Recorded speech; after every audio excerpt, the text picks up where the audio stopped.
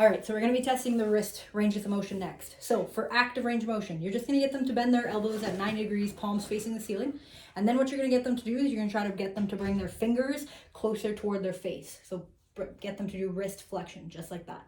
Perfect. Again, you're going to be taking a look to see if one side's uneven compared to the other and ask, is there any pain or problems doing that? No. Perfect. Then you're going to get them to point their fingers down toward the ground to do wrist extension. Again, you're actively looking to see if there's a difference. Is there any pain or problems with that? No. Perfect. And then again, with palms facing the ceiling, you're going to get them to bring their pinkies toward each other.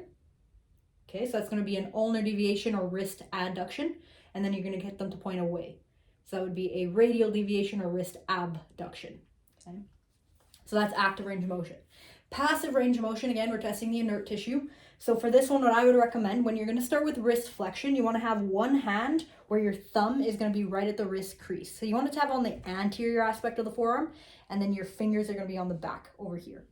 With my other hand, I'm just gripping through the palm, and I'm going to be lifting and bringing his wrist closer toward the anterior forearm. I'm going to do my 3 to 5 passes, and then I can apply overpressure. When you do extension, all I'm going to do is just flip my hand around. So now these fingers are going to be on the front side of the forearm, and my thumb's going to be on the back right here. The reason I'm doing this is that my thumb is a lot less tissue compared to all my fingers here. If I try to do this movement, I can actually block and restrict the flexion, which is why I just use my thumb instead of my other fingers. Okay, and you don't want to be up here where you're not even at the wrist joint because you're supposed to have the hand on the joint. So just keep that in mind. So with extension, thumbs on the posterior side of the wrist, and I'm going to be pulling him back. Again, do my 3 to 5 passes, test my overpressure. And just like we always say, you test the non-injured side, and then you're going to test the injured side. And again, pair it. So if you do flexion extension, do flexion extension, and then do your abduction adduction, abduction adduction. So for the abduction adduction, it really doesn't matter what you do with this hand at the wrist. Depending on the person's wrist, you might have to change positioning, but most of the time you'll be fine. So I just keep my hand gripping the wrist, and now I'm going to have one hand kind of into his palm, just like this. So webbing of my fingers goes into the webbing of his, and then I'm going to be pushing him over, just like that. So this is an ulnar deviation. I'm testing his wrist adduction. Then I'm going to wrap my hand on the other side, and then I'm going to be pushing him the opposite way. So that's a radial deviation, okay, just like that. So that was passive range of motion. Now we're going to do isometric. So isometric's testing the contractile tissue. Okay. So for this one, what I would recommend is get them into a flexed position already. So their arm is already in wrist flexion. Then I'm going to be gripping and stabilizing their forearm. And then I'm going to grab from the side of the palm here into the palm of the hand, not into the fingers, okay, down here. And I'm going to be saying, I'm going to try to pull you out of that. They're going to keep their wrist in this position. Okay. So on the count of 3, don't let me move your wrist. 1, 2, 3, 2, 3, 4, 5. Good. One of the biggest mistakes we usually see on a practical exam would be if somebody keeps their arm like this and then they test this.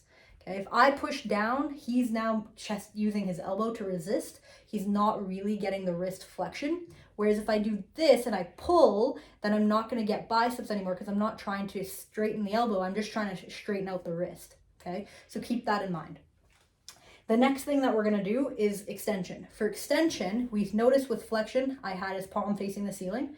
Extension, I'm going to pronate him, and then I'm going to get him to extend his wrist back. So again, you're bringing the back side of the hand closer to the back side of the forearm, to the posterior side. Okay, so he is doing wrist extension. Then same idea, I'm coming around the metacarpals, I'm gripping onto here, and I'm going to try to pull him down. So on the count of 3, don't let me move you. 1, 2, 3. 2, 3. Perfect.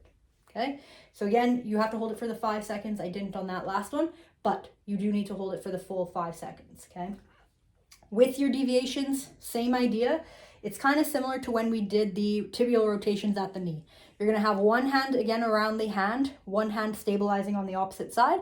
I'm going to try to rotate you out. You're going to try to bring your pinky towards your body. So on the count of 3, 1, 2, 3. 1, 2, 3, 4, 5. Now I'm just going to switch my hand. So this one's going to slide up to the medial forearm. This one's going to slide up so that webbing of the hands and the webbing of his hand. And he's going to try to rotate out. I'm going to try to push him in. So on the count of 3, 1, 2, 3. 1, 2, 3, 4, 5. Pay attention to this positioning.